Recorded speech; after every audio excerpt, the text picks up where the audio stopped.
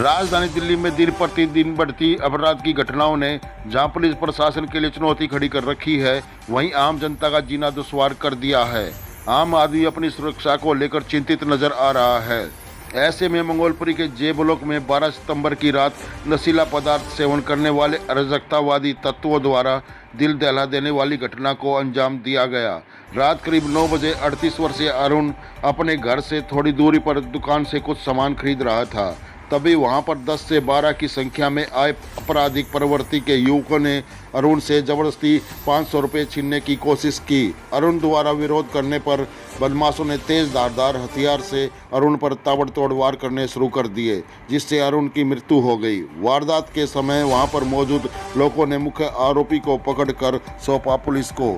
इस भयानक हादसे के बाद क्षेत्र के लोगों में खौफ व आक्रोश दिखाई दे रहा है साफ साफ। ऐसे में स्थानीय लोगों ने मंगोलपुरी में दिन प्रतिदिन बढ़ती आपराधिक घटनाओं का नशीले पदार्थों के सौदागरों को बताया मुख्य कारण, जिनकी वजह से युवा दिन प्रतिदिन फंसते जा रहे हैं नशे की लत में, जिससे कि बेखौफ आपराधिक घटनाओं को दे रहे हैं अंजाम। वहीं स्थानीय लोगों ने नशीला पदार्थ बेचने वाले अराजकतावादी तत्वों के प्रति पुलिस के ढीले रवैये पर जताई अपनी नाराजगी। मंगोलपुरी दिल्ली से देखी हमारी ये खास रिपोर्ट।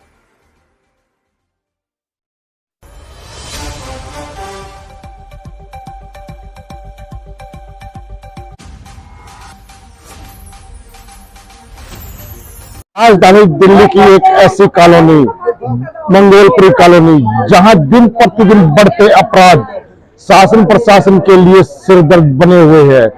आम आदमी की सुरक्षा को लेकर सभी कॉलोनी वासी यहां बहुत परेशानी में नजर आ रहे हैं।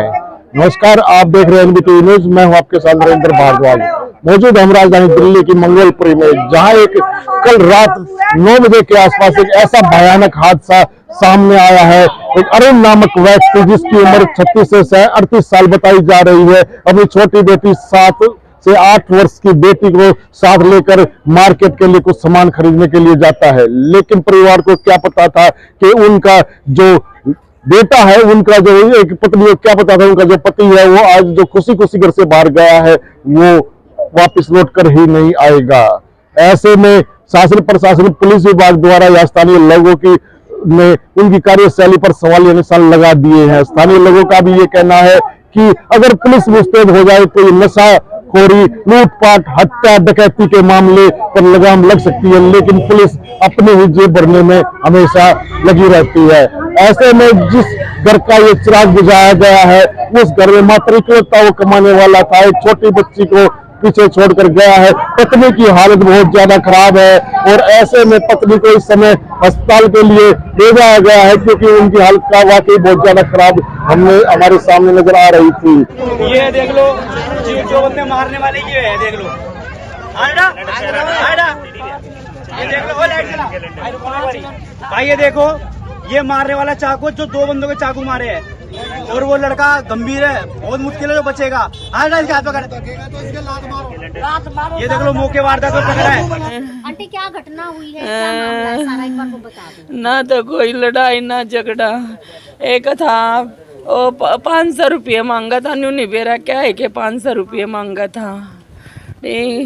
थोड़ी सी देर में मन तो बेरा नहीं, मैंने बोली मगा नीचे था ऊपर था फोन गया का आजा, आंटी ने रुका मारा, मैं बाजी गई उड़म घेर रखा था हमारे का, हमने कुछ नहीं बेरा। आपको शक है किसी पे, किसने मारा होगा? किसका शक करूं मैं, किसी गल लड़ाई हो झगड़ा हो, झगड़ा नहीं लड़ाई नहीं, किस तरह शक करूं मैं। आंटी आप क्या कहना चाहोगे, क्या नाम था पीड़ित का जिसके साथ ये हादसा हुआ? और ये लड़का बहुत अच्छा था, किसी से लड़ाई ना झगड़ा, बेटा कभी किसी से राम दुआ सबसे कहता, उसी दुकान से दूध लाता था, लड़की को स्कूल छोड़ने जाता था, कभी किसी से कोई लड़ाई ना कोई दुश्मनाई नहीं। लेकिन ये जो चक्कू मारने वाले ने इन्होंने कदर मचा रखा था। किसी की भान बेटा स्कूल के आगे खड़े हो जाते हैं, लड़कियों को ना निकलने देते, इनका कुछ हादसा नहीं होता, ना गवर्नमेंट भी छोड़ देती है इनको। पुलिस वालों को काम, इनका बीट वालों को शाम के टाइम घूमना चाहिए, लेकिन वे नहीं घूमते हैं। वे नाजायज आदमियों को पकड़ते हैं, जो उल्टे सुल्टे काम करते हैं उनको किसी को नहीं पकड़ते हुए। अभी पिछली साल एक लड़का और मारा था हमारी समाज का, और अब ये इस बच्चे के साथ भी ऐसे ही हुआ। पुलिस वाले एक बच्चे को ऐसे घर से बच्चा जाता है और जो ये करते काम उनको नसीहत देने, सीधी फांसी की सजा दे तो ठीक है। तो जमानत पर छुटका पे घर मकान बेच कर पैसा लगा कर जमानत पे छुटवा लेते हैं, और जिसका जाता हूँ उनका तो नहीं आता ना। गवर्नमेंट को कुछ करना चाहिए लेकिन गवर्नमेंट कुछ नहीं करती है। लगभग कितने बजे की घटना है ये और कब की घटना है? 9:30 बजे की है ये, शाम की 9:30 बजे। हाँ हाँ, और बेटी है उसके साथ में, वो लड़की के सामने चक्कू मारो, लड़की भी घबरा रही है बहुत ज्यादा। आपके घर से लगभग कितनी दूरी पे ये घटना हुई है? ये यही रोड पे चल के सामने। आगे जा। हाँ हाँ। नाम क्या था किसका? जो जिनके साथ ये घटना हुई? उन लड़के क्या नाम है भाई का? अरुण। अरुण था नाम है। आपके साथ ही रहते थे? हाँ मेरा घर वाला था, मेरा घर वाला था। मेरे एक लड़की है, मेरे एक लड़की है, मुझे तो पता भी कौन है। क्यों कर मारा, क्यों करना मारा, नु पटक रखा था उड़ा रोड पे। मैं क्या करूँ, मुझे इंसाफ चाहिए मेरे आदमी का, मेरे आदमी का इंसाफ चाहिए मुझे। उसके ऊपर भी वार किया उन्होंने पहले, फिर छूट छुटाव में इसके ऊपर भी किया है। एक आदमी और था, 3 जनों पे करा है दुकानदार पे, लेकिन वो कहता मुझे केस नहीं करना, ये तो किराएदार चले जाएंगे लेकिन मैं केस नहीं करूंगा, मैं तो यहाँ का रहने वाला हूँ। अच्छा, दुकानदार ने केस करने से मना कर दिया, कह रहा मैं नहीं पढ़ूंगा इन लफड़ों में। जी ये तो पता नहीं, ये 10-12 जने थे लड़के, कोई था ही नहीं। क्या पुलिस ने आपकी कंप्लेंट दर्ज की? उन्हें पकड़ा गया? हाँ। उन लोगों को पकड़ लिया? वे थे 10-12 थे, 3-4 पकड़े गए और रह रहे हैं अभी, और रह रहे हैं, और रह रहे हैं।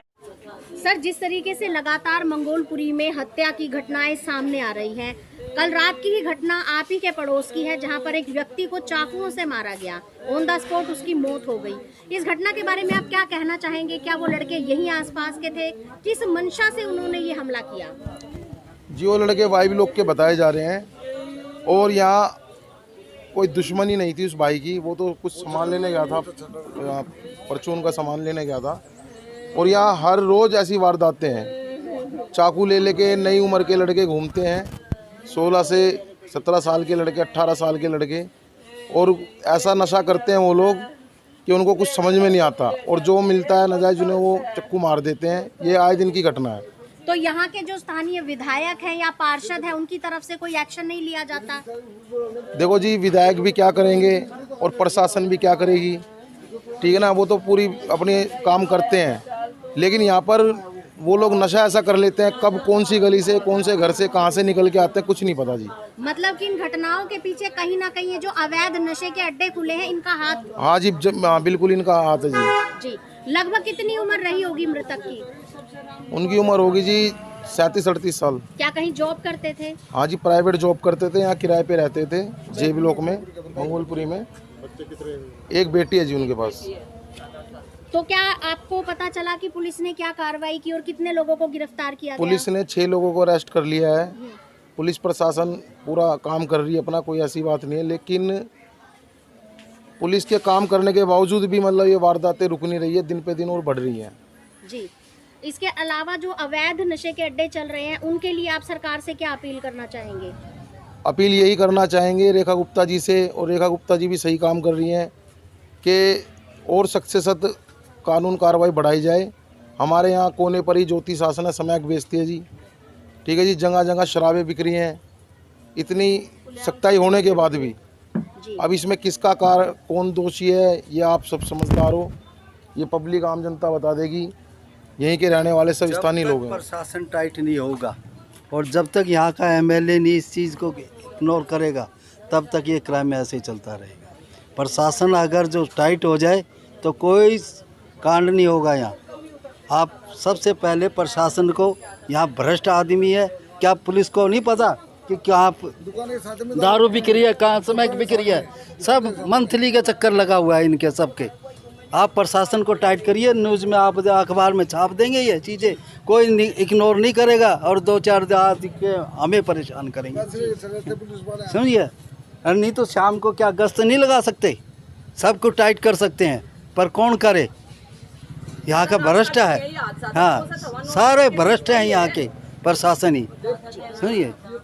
आ गई थी भागी हुई, तो आप बताइए कि जब 9-10 बजे ये वो लड़का बिल्कुल चाकू मार कर लिटा रखा था, तो जाहिर सी बात है कि ये हादसा 9 बजे से पहले हो चुका है। हाँ, उस टाइम तो पब्लिक भी होती है, पब्लिक होती है, वो चौराया है, वहाँ 10-5 दुकान है, मटेरियल की है, किराने की है, टेंट की है, 10-5 आदमी वहाँ हमेशा खड़े ही रहते हैं। जी हाँ। चाहूंगी कि पता ये भी चला है कि एक दुकानदार को भी चाकू मारे गए हैं, उन पे भी हमला किया गया है। ये बताएंगे ये मामा जी वहाँ मौजूद थे, बताएंगे। जी बताइए क्या मेरे पास ठीक मैं बोल नहीं पाऊंगा जी। पहला जो रखा। वैसे क्या इसमें सच्चाई है कि किसी दुकानदार पर हमला हुआ हाँ, है? साथ में दारू बिकती है, दुकान से साथ में दारू बिकती है, मज दारू पी जाते हैं, लोगों को मारते हैं। जी बस, धन्यवाद। वैल्यू नहीं है हमारे बच्चों की, चाकू ले लेके घूमते रहते हैं यहाँ के लड़के हैं। अब बेचारे का इसका क्या होगा, एक बच्ची है इसकी, इसका तरफ देखो।